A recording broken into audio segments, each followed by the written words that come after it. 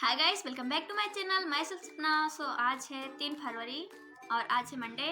सो अभी मैं just library से आई हूँ। सो मैंने बोला कि मैं शूट करती हूँ क्योंकि मैं 2 दिन हो गए मैंने शूट नहीं किया कुछ, क्योंकि मैं इसीलिए शूट नहीं कर पाती क्योंकि मैं लाइब्रेरी चली जाती हूँ, फिर लाइब्रेरी से आती हूँ। लाइब्रेरी से आने के बाद मैं थक जाती हूँ, तो रेस्ट भी चाहिए। मतलब ऐसा नहीं है कि सिर्फ आपको पढ़ना है, आपको रेस्ट भी चाहिए। तो इसीलिए मैं रेस्ट करती हूँ, इसीलिए मैं वीडियो नहीं बना पाती, तो उसके लिए सॉरी। और आप लोग कमेंटी पर मुझे बता दीजिए करिए कि आपको कौन से चैप्टर का नोट्स चाहिए, वो मैं प्रोवाइड कर दूँगी। अभी मैंने जस्ट इवोल्यूशन वाला जो चैप्टर है उसको कम्युनिटी पर पोस्ट किया है, तो आप देख सकते हैं वहाँ पे, और बताइएगा कि नोट्स कैसे हैं। तो अब जैसा हो रहा है मेरे साथ कि अब जो है दिन बड़े होने लगे हैं, और दिन बड़े होने लगे हैं इसका मतलब है कि आपके पास ज़्यादा टाइम है। तो ज़्यादा टाइम होने का मतलब क्या है? ज़्यादा टाइम होने का मतलब है कि आप उतना ही घंटे पढ़िए, 8-9 घंटे ही पढ़िए, लेकिन यूटिलाइज करके पढ़िए, अच्छे से पढ़िए, ताकि जो भी पढ़िए वो आपको समझ में आ जाए कि हाँ मैंने क्या पढ़ा है। एक बच्चे ने मुझसे पूछा था कि आप कैसे पढ़ लेती हैं, मैं तो पढ़ ही नहीं पाती। तो मैं बताती हूँ। देखिए, मैं हमेशा वीडियो में आपको बताती रहती हूँ कि आप ऐसे पढ़िए, ऐसे पढ़िए, मतलब ऐसे करके पढ़िए, तो आपको मतलब ज़्यादा बेनिफिट होगा। तो ऐसा भी नहीं है मैं बहुत ही पढ़ाकू हूँ ऐसा वैसा, लेकिन जितना लिमिटेड है, जितना एम्स बेसिक में पूछा जा सकता है उतना मैं पढ़ती हूँ। इस समय मैं ज़्यादातर टाइम अपना जो है वो लाइब्रेरी में ही रहती हूँ, ज़्यादातर लाइब्रेरी में ही पढ़ती हूँ, लाइब्रेरी में ही रहती हूँ। इसलिए मैं वीडियो शूट नहीं कर पाती, लेकिन जब मुझे टाइम मिलता है, जब मेरा मन करता है शूट करने का, तो मैं कर लेती हूँ। ऐसा नहीं है कि मेरा मन नहीं करता, मैं आपको नहीं बताना चाहती कि मैंने क्या पढ़ा क्या पढ़ना नहीं, लेकिन टाइम मतलब मैनेज करना ज़रूरी है, क्योंकि सिर्फ 4 महीने बचे हैं पेपर में। तो पेपर पहले ज़रूरी है, फिर ब्लॉगिंग बाद में भी कर लेंगे। लेकिन मैं हमेशा कोशिश करती हूँ कि मैं आपको बताती रहूँ कि मेरी लाइफ में क्या हो रहा है। मैं कभी कभी सोचती हूँ कि मैंने यूट्यूब जो है क्यों स्टार्ट किया था। इसलिए स्टार्ट किया था कि मैं आपको अपनी सारी बातें बता सकूँ, आपको मतलब बता सकूँ कि आप भी मेरी वजह से मतलब पढ़ने का आपको भी मन करे, आप भी पढ़ें और अच्छे से पढ़ें, ताकि आपका भी एम्स BSc नर्सिंग निकल जाए। इस टाइम आपको होपलेस बिल्कुल नहीं होना है, क्योंकि आपको सिर्फ अपने गोल पे कंसंट्रेट करके अच्छे से पढ़ना है। क्योंकि अगर आप इस समय मतलब डायरेक्शन भूल जाएंगे, तो आप आने वाले समय में अपना जो एम्स BSc नर्सिंग है वो भूल जाइए कि आपका एम्स BSc नर्सिंग निकल सकता है। क्योंकि अगर आप अभी डायरेक्शन अपना भूल जाएंगे, आप अपने गोल पे फोकस करिए, सिर्फ अपने गोल पे फोकस करिए। मतलब 4 महीने अपना मतलब एकदम अच्छे से तैयारी कीजिए, ताकि एम्स BSc नर्सिंग निकल जाए। तब आपकी जो रिस्पेक्ट होगी ना, बहुत ही बढ़ जाएगी। आप समझ सकते हैं कि मैं क्या कहना चाहती हूँ। कुछ बच्चे हैं अभी जो होपलेस इतना हो रहे हैं, इतना ओवर थिंकिंग करने लगे हैं कि उनको समझ में नहीं आ रहा क्या पढ़ें, कैसे पढ़ें, जिससे कि मेरा एम्स BSc नर्सिंग निकल जाए। देखिए, मैं ये नहीं कह रही कि आप ओवर थिंकिंग कीजिए या फिर ज़्यादा होपलेस हुई है कि मतलब 4 महीने है वो भी आप गवा दीजिए। मतलब 4 महीने में कुछ भी हो सकता है, ऐसा नहीं कि आप एम्स BSc नर्सिंग नहीं क्रैक कर सकते। अगर एम्स BSc नर्सिंग क्रैक नहीं करते, तो अपना स्टेट वाला जो मतलब स्टेट वाला BSc नर्सिंग का होता है, उसे तो आप क्रैक कर सकते हैं आसानी से। क्योंकि जो all India institute of medical science AIIMS करवाता है कंडक्ट, मतलब BSc नर्सिंग का जो है फॉर्म, उसमें थोड़ा हाई लेवल का, मतलब थोड़ा सा हाई लेवल रहता है, मतलब जो स्टेट वाला होता है उससे थोड़ा हाई लेवल होता है। अगर आपका एम्स BSc नर्सिंग नहीं निकला, तो आप मान के चलिए कि आपका स्टेट वाला तो निकल ही जाएगा, क्योंकि मतलब एम्स और स्टेट वाला मतलब लेवल ही सेम ही रहता है। कट ऑफ उसकी भी ज़्यादा नहीं जाती स्टेट वाले की, लेकिन जो एम्स BSc नर्सिंग होता है उसका कट ऑफ थोड़ा हाई जाता है, क्योंकि वहाँ पर ऑल इंडिया के बच्चे जो हैं पार्टिसिपेट करते हैं। लेकिन कट ऑफ मैं बताती हूँ कट ऑफ क्यों हाई नहीं रहता है एम्स BSc नर्सिंग में, और पैरामेडिकल में हाई रहता है। क्योंकि पैरामेडिकल में लड़के और लड़कियाँ दोनों मतलब पार्टिसिपेट करती हैं, इसीलिए उसका कट ऑफ है जो हाई रहता है।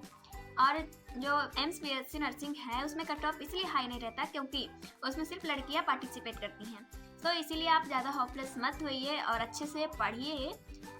मैं 2 दिन से वीडियो नहीं बना पा रही थी। मैं सोच रही थी कि मैं मतलब प्रोवाइड करूँ वीडियो आपको बताऊँ कि मेरी मतलब जो जर्नी है इस समय क्या हो रही है।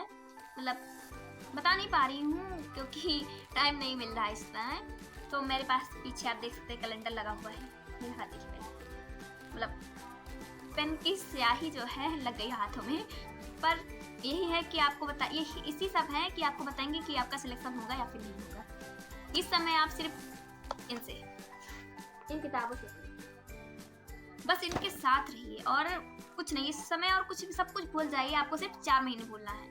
मैं नहीं कह रही कि 4 महीने के बाद भी आपको अगर आपका ना हो सिलेक्शन तब भूल जाइए, ऐसा नहीं है। मैं सिर्फ 4 महीने भूलने के लिए बोल रही हूँ कि आप 4 महीने भूल जाइए सब कुछ, और अपने किताबों के साथ टाइम स्पेंड कीजिए और अच्छे से पढ़िए 4 महीने तक। मेरे पीछे जो कैलेंडर लगा है मैं बताती हूँ इसका मतलब क्या है। 4 महीने बचा है। तो 4 महीने में अभी फरवरी चल रहे हैं और आज है 3 फरवरी। मैंने जैसा कि प्लानर बताया था, एक वीडियो में मैंने प्लानर बताया था कि मैं क्या करूँगी, कैसे करूँगी, 4 महीने को कैसे यूटिलाइज करूँगी, अपना सिलेबस और MCQ कैसे प्रैक्टिस करूँगी, कहाँ से करूँगी, कैसे करूँगी, ये सब मैंने बता दिया था। कल था संडे, तो कल मैंने जो है विजय एजुकेशन पे महा मैराथन हुई थी यूट्यूब क्लास पे। तो जो यूट्यूब क्लास होती है वहाँ पर जो बच्चे बैच नहीं लिए होते हैं वो भी मतलब कर सकते हैं, अपना जो है मतलब पार्टिसिपेट कर सकते हैं, वहाँ पर अच्छे से पढ़ सकते हैं। मतलब जो महा मैराथन हुई थी उसको अटेंड कर सकते हैं और वहाँ से बहुत ही क्वेश्चन आ सकते हैं आपके MCBSE नर्सिंग में। आज मैंने अपना पहला टेस्ट दिया था, जो मैंने दिया था विजय एजुकेशन पे।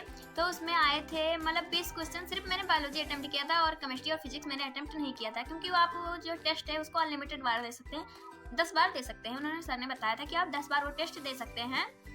मैंने सिर्फ केमिस्ट्री और फिजिक्स छोड़ के बायोलॉजी सिर्फ किया था। सिर्फ मैंने बायोलॉजी के 20 क्वेश्चन मतलब वो टेस्ट में दिए थे।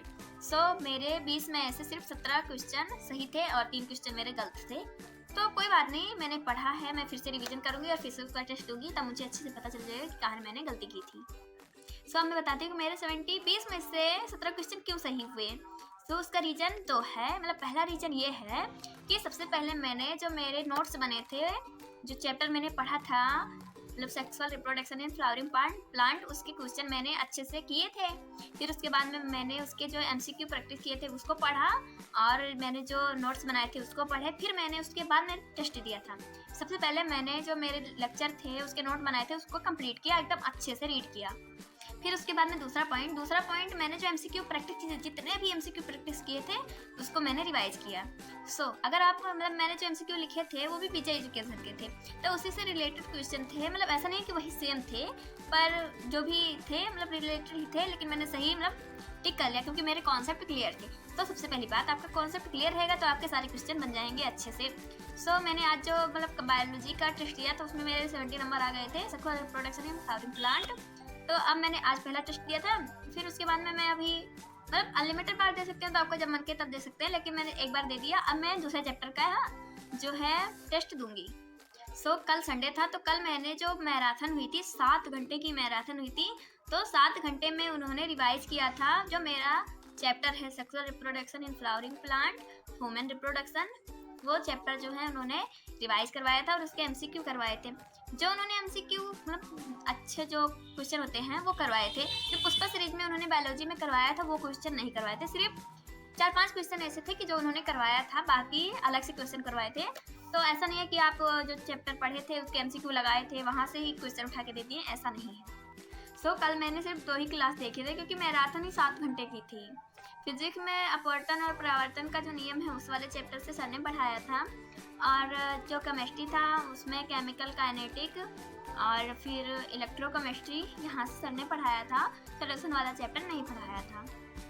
और बायो में सेक्सुअल रिप्रोडक्शन, ह्यूमन रिप्रोडक्शन ये वाला पढ़ाया था सर ने। तो 6-7 चैप्टर जो है उन्होंने मतलब अच्छे से रिवाइज करवाया था। तो मैंने वो लेक्चर दिया था, अच्छे से मतलब पढ़ा था और उसके नोट्स भी बनाए थे। फिर उसके बाद में मैंने जो है GS प्लेनेट पे MCBSE नर्सिंग के 3 साल के PYQ उन्होंने प्रैक्टिस करवाया था, तो उसको मैंने प्रैक्टिस किया था। तो वो भी 1.5 घंटे का था, 1.5 घंटे वो और 7 घंटे कुछ मिनट का था, लेकिन मैं 7 घंटे मान के चलती हूँ। साढ़े 8 घंटे कल मैंने पढ़ाई किया था। मतलब रिवीजन मैंने नहीं किया था क्योंकि मुझे टाइम नहीं मिला। सबसे पहले मैंने लाइब्रेरी गई थी और 8:30 बजे से उनकी मैराथन क्लासेस चालू हुई थी। तो मैं गई थी 9 बजे और 9:30 बजे से मैंने स्टार्ट कर दिया था मैराथन। तो मेरी भी कंप्लीट हो गई थी, घर आते आते मैंने कंप्लीट कर लिया था। वहाँ भी कंप्लीट कर लिया था सारी मैराथन, पूरा जो मैराथन उसको कंप्लीट कर लिया था। कल मैंने वीडियो इसलिए नहीं बना पाई क्योंकि मैराथन और जो है MCBSE नर्सिंग के PYQ थे उसको करते करते मुझे इतना टाइम हो गया कि मैं वीडियो नहीं बना पाई। तो आप लोग चैनल को सब्सक्राइब कर दीजिए और बताइए क्योंकि कमेंट में कैसा है मतलब जो है मैं वीडियो बनाती हूँ। कल मैंने अपना विजन बोर्ड तो होता है उसको मैंने बनाया कल, क्योंकि 1 महीने बीत गए लेकिन मैंने 2025 का विजन बोर्ड नहीं बनाया। मैंने विजन बोर्ड में सारी चीज़ें मतलब ऐड कर दी है कि मैं इसको 2025 में क्या क्या करना है। विजन बोर्ड का मतलब ही क्या होता है? विजन बोर्ड का मतलब है कि आपको 2025 में क्या क्या करने हैं। तो मेरा जो टारगेट है, सबसे पहला टारगेट जो है मेरा, मैं MCBSE नर्सिंग को क्रैक करूँगी। वो टारगेट मेरा पहले नंबर पे, सबसे पहला नंबर जो है मेरा MCBSE नर्सिंग का टारगेट है, उसको मैं कंप्लीट करूँगी। चाहे जिस तरह से हो सकेगा मैं उस तरह से कंप्लीट करूँगी। MCBSE नर्सिंग का जो मेरा टारगेट है उसको क्वालिफाई करूँगी। सो जो मेरा टारगेट है सबसे पहले यही है, और जैसे जैसे मेरा टारगेट पूरा होता रहेगा वैसे वैसे मैं बताती रहूँगी। सो मैंने दूसरा पॉइंट जो लिखा है अपने विजन बोर्ड में, वो लिखा है मैं कि मैंने यूट्यूब चैनल क्यों स्टार्ट किया। कभी कभी मैं डिमोटिवेट हो जाती हूँ, मैं सोचती हूँ ना बनाऊँ वीडियो, लेकिन मैं सोचती हूँ कि फिर मैं विजन बोर्ड देखती हूँ तो मुझे याद आता है कि मैंने जो है यूट्यूब चैनल क्यों खोला था। इसलिए खोला था कि मैं अपने से सारी चीज़ें आपको प्रोवाइड कर सकूं, आपको भी अच्छे से प्रोवाइड करूं कि क्या हो रहा है मेरी लाइफ में, कैसी जर्नी है, क्या पढ़ रही हूं मैं, क्या हुआ है मेरी लाइफ में। ये सारी चीज़ें मैं बताना चाहती हूँ आपको कि क्या हो रहा है, कैसे पढ़ रही हूँ, कैसे नोट्स बना रही हूँ। मैं सिर्फ पॉजिटिव थिंकिंग देना चाहती हूँ आपको, निगेटिव थिंकिंग नहीं देना चाहती। मैं किसी को गलत भी नहीं बोलना चाहती, क्योंकि सबकी अपनी अपनी चॉइस है, सबको जो जो भी बोलना चाहिए अभी इस टाइम वो बोल सकता है। हमारा भी टाइम आएगा तो हम भी बोलेंगे।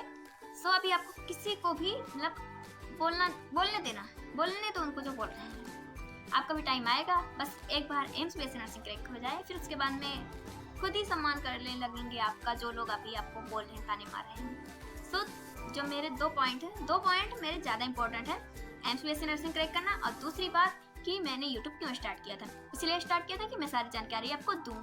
सो यही था, और मैं दिखा दूँ आपको मैंने क्या पढ़ा था आज लाइब्रेरी में। सो दिखा देती हूँ 2 मिनट में। सो ये रहा जो एम्स बीएससी नर्सिंग में PYQ करवाए थे GS प्लेनेट पे, ये मैंने लिखा था।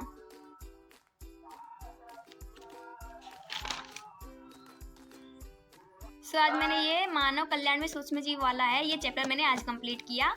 सो देख सकते हैं आप।